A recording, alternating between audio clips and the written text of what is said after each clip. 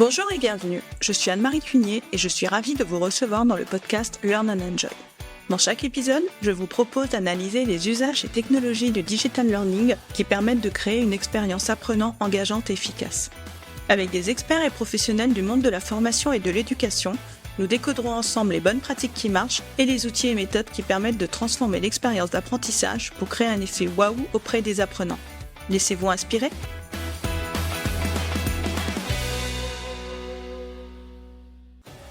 Bonjour à tous! Cette année, j'ai eu la chance d'avoir pu me rendre au Learning Show qui s'est déroulé à Rennes, au couvent des Jacobins, les 9 et 10 octobre dernier. Le Learning Show, c'est l'occasion chaque année de rencontrer l'écosystème de la formation et de plonger au cœur de ses innovations et de ses enjeux d'aujourd'hui et de demain. L'édition 2023 a proposé une grande exploration des apprentissages et de leurs évolutions autour de 5 thématiques qui étaient l'intelligence artificielle, la narration, les solutions pour former et vivre autrement, la ludopédagogie et les innovations pédagogiques. C'est la première fois que j'y allais et j'ai vraiment adoré. J'en suis revenue avec de nombreuses idées. Dans cet épisode, je vous propose un feedback de cette édition autour des ateliers auxquels j'ai pu assister. Sonia Mangin, qui est formatrice, facilitatrice et ingénieure pédagogique, apportera également son témoignage. Et à la fin de l'épisode, je vous propose également d'écouter quelques retours enregistrés en live pendant ces 2 jours. Mais avant de commencer, je voudrais remercier mes confrères du podcast Rendez-vous Interdigital, Clément et Olivier, qui m'ont prêté le matériel pour pouvoir enregistrer sur place. Encore merci à vous. D'ailleurs, Clément nous fait un petit coucou. Bonjour Clément. Bonjour Anne-Marie, comment vas-tu ? Très bien, merci à toi de me prêter tout ce matériel pour pouvoir enregistrer c'est un grand plaisir. quelques témoignages. J'espère que ça te servira et que tu auras de très bons témoignages de nos participants au Learning Show. Alors de mon côté, j'ai pu assister à 5 ateliers. Le premier était sur l'optimisation de l'impact carbone des formations et était animé par Juliette Morand et Camille Guibert. Dans cet atelier, on a pu découvrir un outil d'aide à l'optimisation de l'empreinte carbone des parcours de formation, ainsi que les sources et la méthode utilisée pour créer ce simulateur.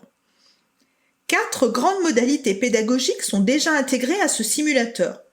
Le présentiel, la classe virtuelle, l'e-learning et la vidéo. Sans aucune surprise, les 2 modalités ayant l'impact le plus important sont le présentiel et la vidéo. Ce que j'ai trouvé très intéressant, c'est que ce simulateur permet de prendre conscience de l'impact des différentes modalités. C'est une aide à la prise de décision lorsqu'on est en phase de construction d'un parcours de formation pour guider les choix. Mais bien sûr, l'intérêt pédagogique doit rester la priorité. Cet outil va encore être affiné et une web app devrait être disponible en ligne pour la fin de l'année. Juliette nous dit également quelques mots sur son atelier. Bonjour, je suis Juliette, consultante account manager chez VeryUp. Pour ceux qui ne nous connaissent pas, chez VeryUp, nous créons, nous produisons et nous déployons des parcours de formation blended et entièrement sur mesure, sur toutes les thématiques et sur une multitude de sujets. Chez VeryUp, nous sommes convaincus que la formation a certes un rôle à jouer en accompagnant la montée en compétences des collaborateurs, mais qu'il faut aussi optimiser l'impact carbone de cette activité. Nous avons donc décidé de développer en interne, sur la base de sources fiables comme l'INSEE, l'ADEME, HelloCarbo et le Shift Project, un outil, une grille pour soutenir la réflexion et pour aider à la prise de décision dans l'optimisation de l'impact carbone des parcours dès la phase de conception. Nous avons intégré 4 grandes modalités à date, le présentiel, la classe virtuelle, l'e-learning, la vidéo, et cette liste est amenée à évoluer au fur et à mesure des mises à jour. Lors du Learning Show, pour nous avons pu recueillir auprès de futurs potentiels utilisateurs les interrogations, les challenges sur l'outil. Mais bonne nouvelle, 62% des participants sont prêts à intégrer l'outil dans leur phase de conception dès demain et 32% y sont favorables dès qu'une V2 plus aboutie sera disponible. Un conseil dans l'utilisation de cette grille, c'est de toujours privilégier et maximiser l'impact pédagogique des parcours de formation avant de l'utiliser. Elle vient dans un second temps. Et pour en savoir plus, suivez-nous sur LinkedIn. Vous serez tenu au courant des différentes versions et mises à jour. Merci. Ensuite, j'ai assisté à l'atelier de Suzon Bossan qui nous proposait de découvrir comment sont constitués les jeux. En jouant à Top 10 et Magic Rabbit, nous avons pu observer quelques mécaniques de jeu et réfléchir à l'intérêt de les utiliser dans le cadre d'une démarche pédagogique. J'ai aussi découvert le jeu de cartes de Suzon, On fait un jeu, qui permet d'aider à la réflexion lors de la conception de jeux ou de serious game. Il permet de balayer les différentes composantes d'un jeu. J'ai noté 4 ingrédients clés à prendre en compte. Définir un timing, faire jouer tout le monde simultanément pour garder l'attention de tous, faciliter la coopération pour fédérer le groupe et introduire du hasard. Mais bien sûr, avant de se lancer dans la conception d'un serious game, la première question à se poser est: est-ce que ce jeu va vraiment servir l'apprentissage ? Suzon nous dit également quelques mots sur son atelier. Donc moi je suis Suzon Bossan. J'ai animé 2 ateliers au Learning Show sur la création de serious games. Donc on a abordé ensemble en fait comment est-ce qu'on allait pouvoir comprendre déjà comment sont fabriqués les jeux. Ensuite, qu'est-ce qu'on pouvait utiliser des jeux existants pour aller les mettre dans des serious games. Donc en l'occurrence, on va parler de mécanique de jeu, on va parler de conditions de fin de partie, de relations entre les joueurs. Et tout ça, en fait, c'est ce qui compose un jeu, mais aussi un serious game. Donc l'idée, c'était de trouver aussi des tips, des bonnes pratiques à utiliser dans la création de serious games. Par exemple, on a abordé le sujet du hasard, qui est une des mécaniques qu'on peut mettre en place dans un jeu. Le hasard, à la fois, c'est très bien pédagogiquement parce que ça nous donne ce petit côté droit à l'erreur. C'est-à-dire, je peux dire mais j'ai pas eu de chance. Et ça, c'est quand même vraiment plaisant et ça permet d'éviter le côté un peu mauvais joueur. En tout cas, ça permet de sauver la face pour les apprenants. Donc ça, c'est très important. Et on sait que le fait de s'autoriser, de se donner le droit à l'erreur, c'est une condition indispensable de l'apprentissage. Donc le hasard, pour ça, il est très bien. Par contre, il a un inconvénient, le hasard, c'est que nous, en tant que pédagogues, on maîtrise moins bien les contenus qui sont proposés aux apprenants. On a moins la main sur ce qu'ils vont voir pendant le serious game. Donc, à mettre avec parcimonie, à la fois pour créer ce côté un petit peu protecteur, ce cercle magique du jeu, et en même temps, un petit peu, mais pas trop, pour garder la main sur les apprentissages.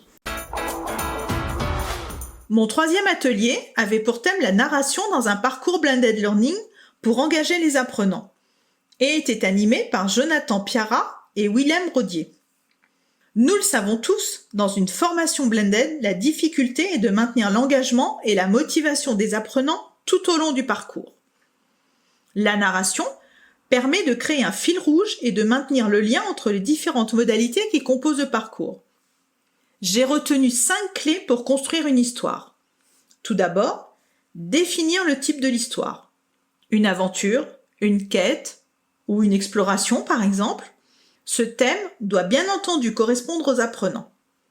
Ensuite, réfléchir à une intrigue. Puis, créer un environnement. Imaginer un conflit ou un enjeu. Et enfin, une morale. Et nous avons pu mettre en pratique cette méthode. Dans mon groupe, nous devions imaginer une histoire pour une formation destinée à des gestionnaires de patrimoine. Nous nous sommes régalés à scénariser une formation qui se déroulerait à Barbieland et qui mettrait en scène le divorce de Barbie et Ken. J'ai vraiment adoré cet atelier qui était très très ludique et pratique. Écoutons aussi Jonathan nous dire quelques mots sur son atelier.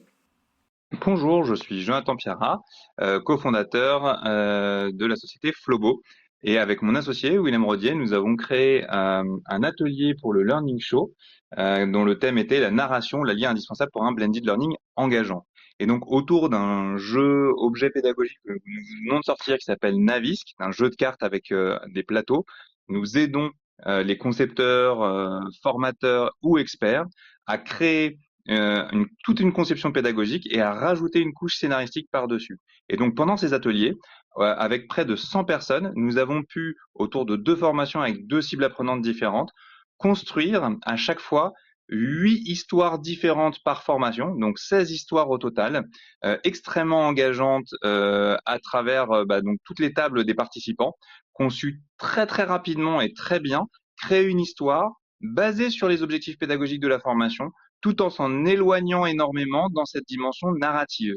Et donc au final, on avait bien les objectifs pédagogiques pour une cible qui était absolument bien adaptée, tout en étant dans des mondes tout à fait particuliers, hein. On a eu par exemple pour des gestionnaires de patrimoine le divorce de Barbie et Ken, par exemple. Donc c'est très rapidement, on a réussi à avoir des vraies histoires autour de vrais objectifs pédagogiques pour accompagner les apprenants dans leur motivation et leur engagement sur un parcours blended learning. Pour mon 4e atelier, j'ai suivi l'initiation au prompt engineering avec Yuri Min et Sylvain Tillon. Il existe actuellement 5126 solutions d'intelligence artificielle liées à la conception pédagogique. Ce n'est pas simple de s'y retrouver. Yuri et Sylvain nous ont partagé quelques bonnes pratiques pour écrire des prompts pour ChatGPT. Tout d'abord, demandez à ChatGPT de nous poser des questions pour préciser notre demande. Attribuez également un rôle à ChatGPT. Lui demander d'écrire selon une fonction. Par exemple, tu es un responsable formation. Ou lui demander d'écrire comme s'il était une personnalité. Également, indiquer le format de sortie attendu, comme par exemple un post LinkedIn. Et lui donner des exemples d'écrits pour qu'il s'imprègne du style attendu. Nous avons aussi pu tester la création d'un chatbot qui permet d'interroger ces données pour obtenir des réponses à ces questions. Concrètement, on nourrit, entre guillemets, le chatbot en lui proposant des fichiers PDF, du texte ou le contenu d'un site internet. Puis, on l'interroge. À chaque question posée, le chatbot va alors chercher l'information dans cette base de données. J'ai tout de suite pensé à l'utilisation qui pourrait en être faite dans le cadre de l'onboarding de nouveaux apprenants pour répondre à leurs questions et les orienter vers les bonnes ressources à la manière d'une FAQ interactive. Et enfin, j'ai aussi découvert Eleven Labs, un outil qui permet de générer des voix off, voire même de cloner notre propre voix. Et je compte bien le tester. Écoutons Yuri nous dire aussi quelques mots sur son atelier. Yuri Min, doctorant en sciences cognitives, j'anime un atelier avec Sylvain Tillon sur l'usage de l'intelligence artificielle dans l'éducation et dans la formation. On essaie de voir comment bien parler avec l'IA, comment faire des bonnes requêtes pour obtenir des réponses adaptées et ne pas avoir des problèmes d'hallucination, des erreurs que le ChatGPT pourrait avoir. On explore donc dans cet atelier les différents cas d'usage possibles, allant de la génération de contenu à la création d'un chatbot personnalisé pour vos apprenants. On allie à la fois théorie et pratique dans ce nouveau domaine. Et enfin, mon dernier atelier était sur le thème de la ludopédagogie et de la gamification en formation avec Yann Coirot et Aurélie Van Dyck. Yann et Aurélie nous ont invités à un débat mouvant pour faire la différence entre ludopédagogie et gamification. Ils nous soumettaient une proposition, puis nous prenions position physiquement pour ou contre. C'est-à-dire que nous allions nous positionner d'un certain côté de la salle en fonction de notre réponse. Personnellement, je ne savais pas du tout ce qu'était un débat mouvant. Et voici leur définition de la ludopédagogie et de la gamification. La ludopédagogie consiste à utiliser le jeu en formation pour favoriser l'apprentissage. La démarche de construction du jeu s'appuie directement sur les objectifs pédagogiques de la formation. Et la gamification fait référence à l'utilisation d'éléments de jeu dans une activité qui n'est à l'origine pas un jeu. Ils nous ont aussi fait découvrir les mécaniques cartes, qui sont un outil simple et ludique qui permet de mieux comprendre les éléments qui composent un jeu pour pouvoir ensuite les adapter dans le cadre d'une formation. Les mécaniques cartes sont disponibles en licence Creative Commons. Vous les trouverez très facilement en version PDF sur le web. Un atelier très intéressant comme tous les autres. Voilà, c'était mon feedback. À présent, je vous propose de découvrir le feedback de Sonia. Donc Sonia, de ton côté, tu as assisté à 5 ateliers et une controverse, c'est bien cela ? Oui, tout à fait. Très dense, très intense, très instructif. Eh bien écoute, si tu es d'accord, je te propose de nous dire quelques mots sur ces ateliers et sur cette controverse. Alors je vais essayer, mais sans oublier des choses. Mais si les intervenants me corrigent, ça sera possible aussi. Alors, Donc tout d'abord, tu as assisté à un atelier auquel j'aurais vraiment aimé assister, donc qui était animé par Catherine Coudray et dont le thème était créer un personnage réaliste. Donc peux-tu nous en dire plus? Alors oui, alors Catherine Coudray, elle nous a immergés dans comment on crée un personnage héros de la formation dans le cadre du digital learning, dans une micro-formation, avec un persona en fait. Donc il fallait créer un persona qui soit cohérent avec notre public cible, qui soit réaliste et qui soit précis. Et tout ça pour créer de l'identification et de l'empathie pour les apprenants et les engager dans la formation. Très bien, bah du coup, nos auditeurs pourront retourner écouter s'ils veulent pour compléter certains de mes épisodes où j'ai déjà parlé de persona. Donc, ok, donc on se base sur le persona pour créer son personnage réaliste. Très bien. Et ensuite, je crois que tu as assisté à un atelier de Laetitia Fly-Sainte-Marie, donc sur le storytelling, c'est cela? Et oui, en complément de ça, il y avait effectivement Laetitia Fly-Sainte-Marie qui proposait un atelier sur le storytelling où elle parle aussi dans sa conception à elle met également du persona, mais l'étape d'après, c'est la scénarisation, donc elle part sur un scénario global, et là aussi, elle nous a initiés en petits groupes à comment on construit notre synopsis et notre résumé, et comment on les fait interagir avec des personnages secondaires éventuellement, et aussi comment on peut s'aider avec ChatGPT pour faire le découpage scénique et la ligne éditoriale et les narrations et les apports pédagogiques. Voilà, donc c'était un bloc où on pouvait faire notre scénario et c'est aussi très pertinent pour créer de l'attention et de la mémorisation. C'est des outils très utiles pour des formations. D'accord. Et ensuite, ton troisième atelier avait pour thème l'escape game, c'est cela? Alors oui, alors c'est plus un jeu que j'ai fait qu'un atelier pédagogique. D'accord. Parce que Quentin Sayou, il nous a carrément immergés dans une situation d'escape game pédagogique où nous devions en équipe résoudre un certain nombre d'énigmes qui nous apprenaient ce que c'était qu'un escape game pédagogique.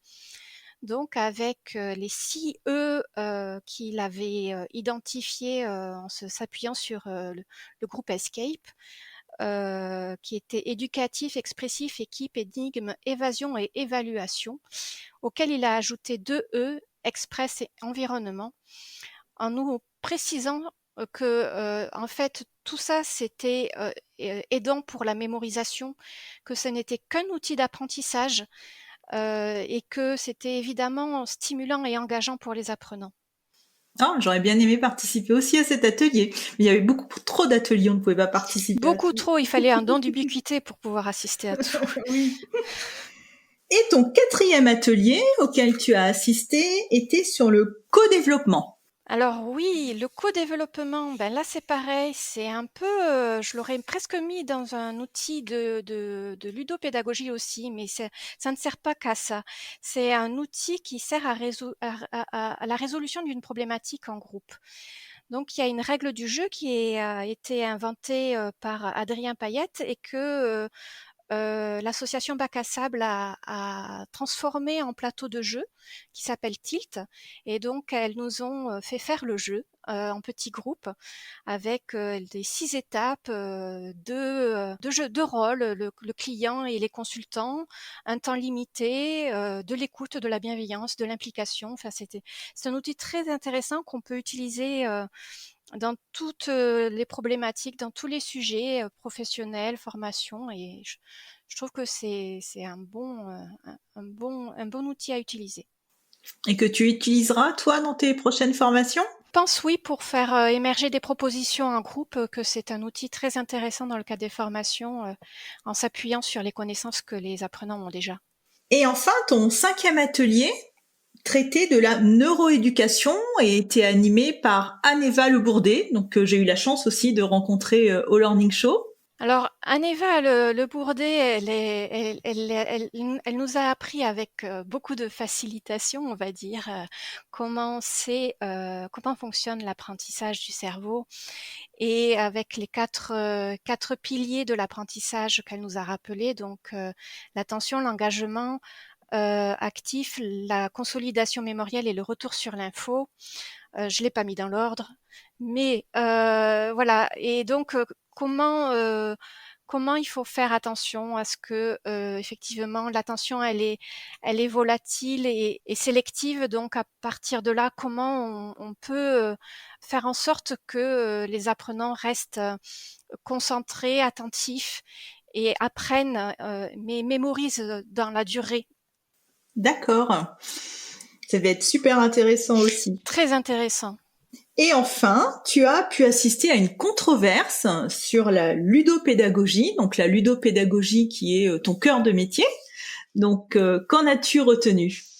Alors en fait, oui, c'est mon cœur de métier, mais je me suis pas tout à fait retrouvée complètement parce que sous l'angle de la ludopédagogie, les trois intervenants qui étaient Florence Alincourt, Sylvain Vacarès et Susan Bosson ont surtout évoqué le serious game et donc les jeux sérieux et ses limites, hein, puisque c'était un sujet de controverse.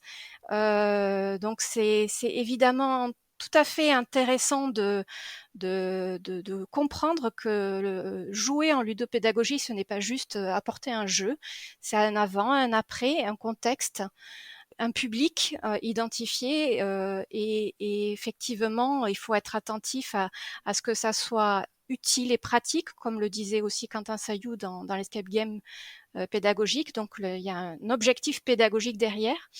C'est évidemment évalué à la fin. Mais sur cette réserve qu'on n'a pas parlé que de la ludopédagogie en général. Voilà. Très bien. Et donc pour finir ton témoignage, Sonia, donc qu'est-ce que tu as pensé du Learning Show si tu devais le résumer en 3 mots, et est-ce que tu y retournes l'année prochaine ? Oui, j'y retourne. J'attends. J'ai pas noté les dates encore sur mon agenda, mais oui, c'est bien sûr que j'ai très envie d'y retourner. C'était un lieu d'échange, de partage et d'enrichissement. C'est évidemment un tout doux à faire quand on est formateur, ingénieur pédagogique, pour acquérir de nouvelles compétences, connaître d'autres personnes, découvrir de nouvelles façons de faire. Et j'adore.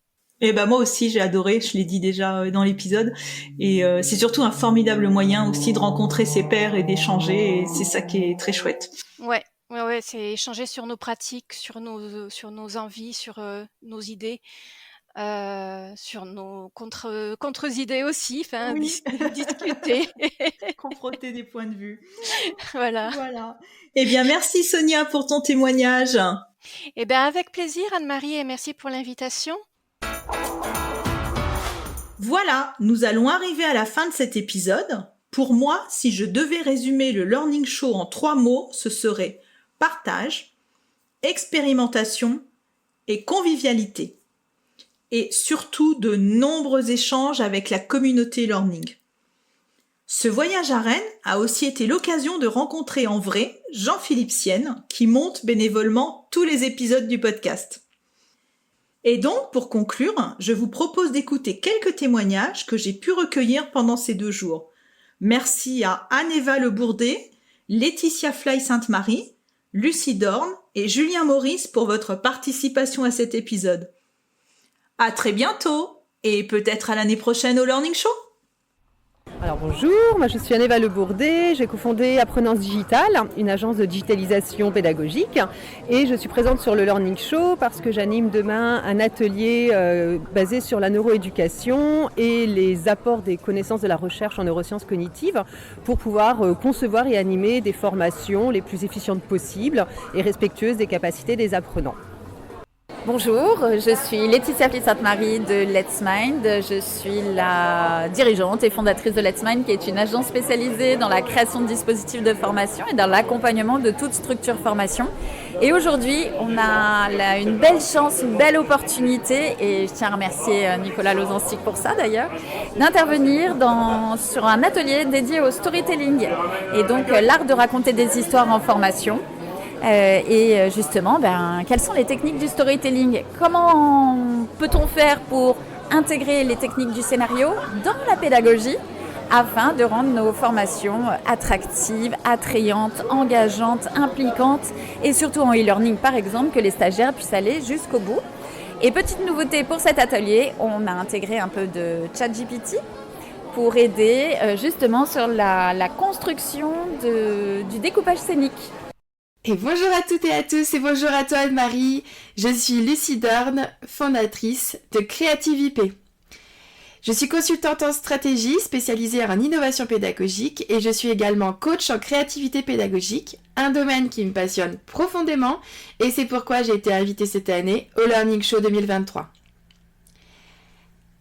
Alors cette année, j'ai eu l'immense privilège de co-animer un atelier sur l'intégration de l'intelligence artificielle en formation avec le brillantissime Nicolas Lozancic. Dans son atelier, Nicolas a mis en avant l'utilisation de l'intelligence artificielle comme facilitateur pour notre ingénierie pédagogique. Dans son atelier, donc dans un premier temps, il fait faire un déroulé pédagogique aux participants en utilisant ChatGPT. Et puis ensuite, il leur fait faire un storyboard en utilisant des intelligences artificielles de text-to-image. Et c'est là que la créativité rentre en jeu. Je me suis rendu compte que lorsqu'on rédigeait un prompt sur une IA de text-to-image, on est tout souvent peu créatif. Pourquoi ? Parce que soit on va aller sur des banques de prompts, on va aller sur des outils générateurs de prompts, peu importe, pour aller nous faire des prompts tout faits. On prend des prompts tout faits où on génère des prompts mais qui sont déjà très bien, très structurés. Et finalement, ça bride notre créativité. Ensuite, lorsqu'on veut nous-mêmes générer un prompt, il faut respecter une certaine structure. Il faut maîtriser un vocabulaire technique qui est lié au domaine de l'image, du graphisme, de la photographie. Et puis, il faut prompter en anglais pour avoir de meilleurs résultats puisque les corpus sont anglais. Et donc, j'ai créé un jeu qui s'appelle Creative Prompt. Et ce jeu, il englobe toutes ces contraintes techniques afin de laisser le participant exprimer sa créativité et enfin générer les images telles qu'il les a dans la tête. Puis j'ai animé un atelier qui s'appelle Libérer le génie créatif qui sommeille en vous. Et dans cet atelier, je démontre que chacun de nous possède un potentiel créatif. Pour ce faire, je m'appuie sur des tests psychologiques utilisés en neurosciences afin de faire découvrir à chaque participant ses forces créatives. Mais aussi, je permets aux participants de se rendre compte que finalement, la créativité, elle est sociale. Et que la validation sociale, même si elle est gratifiante, ce n'est pas une validation de notre créativité. Les retours que j'ai de cet atelier, souvent, sont assez étranges, puisque similaires sur un mot. Le mot « libérer » revient souvent. « Merci, vous m'avez libéré créativement ». Et en fait, ça me touche énormément, puisque je me rends compte quand je fais ce métier de coach en créativité que la créativité elle est bloquée puisque la créativité il y a un dogme autour. La société a mystifié la créativité en la rendant comme une chose un peu divine. On a l'impression d'être à l'époque de Platon où une muse venait se pencher sur notre berceau et faisait de nous une personne créative ou non. Alors aujourd'hui, je pense en 2023, on peut le dire, la créativité c'est une compétence. La mécanique, c'est une compétence. La résolution de problèmes, c'est une compétence. La créativité, c'est pareil. Et si je pouvais vous donner un bon conseil, vous qui maintenant avez envie d'aller développer votre capacité créative, c'est de dire oui aux propositions, aux opportunités bienveillantes qui vous sont proposées. Il faut que vous sortiez de votre zone de confort. Il faut que vous alliez embrasser de nouvelles expériences. Vous n'êtes pas bricoleur? Eh bien, bricolez. C'est pas grave, vous allez transpercer des murs les premières fois, puis après, vous allez apprendre. La créativité, c'est un peu ça. Plus vous allez vivre des choses différentes, plus vous allez vous embarquer sur des chemins que vous n'auriez jamais expérimentés auparavant, plus votre cerveau va faire des connexions neuronales entre toutes ces expériences, et plus vous allez être créatif, plus ces connexions seront fortes et plus les idées vont venir à vous. Parce que la créativité, elle naît de la convergence et de la divergence. C'est dans l'échange et dans le contraste que les idées les plus novatrices vont prendre forme. Alors je vous souhaite une belle créativité à tous. Alors écoute Anne-Marie, moi c'est Julien Maurice, je suis actuellement responsable du service de pédagogie à IMTBS, donc IMT Business School. Et donc je viens ici finalement pour parler d'IA dans le cadre d'une controverse qui aura lieu ce soir, parce que là aujourd'hui on est le lundi finalement. Et écoute, il y aura notamment autour de la table Alain Goudet, avec qui on a échangé un petit peu avec toi tout à l'heure. Et voilà, j'ai très hâte d'y être, on va dire. On va pouvoir essayer un petit peu de défricher ce sujet très tendance. Après, voilà, encore une fois, ça va être une controverse plutôt spontanée, je pense. Et moi, c'est pour ça que je suis venu et c'est ce qui va m'intéresser. Puis d'autre part, je vais pouvoir également assister à des ateliers. Je suis venu ici aussi, c'est la première fois que je viens au Learning Show. Donc écoute, je vais aller notamment à l'atelier de nos amis podcasteurs qui font le fameux podcast Rendez-vous en Terre Digitale avec Clément Cagne et son compère. Et donc finalement, je vais pouvoir aller les voir aussi en live, voir comment ils travaillent. Et puis voilà, j'ai d'autres ateliers dans lesquels je suis inscrit. Voilà un petit peu ma présence ici au Learning Show. J'espère que cet épisode vous a plu.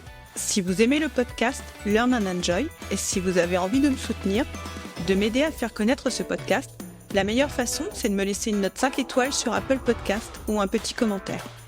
Pensez aussi à vous abonner pour être informé de la sortie des prochains épisodes. Et pour rester en contact ou me proposer un thème que vous souhaitez que j'aborde, vous pouvez me rejoindre sur LinkedIn. Vous me trouverez sous mon nom, Anne-Marie Cuinier. Je vous dis à très vite pour un nouvel épisode.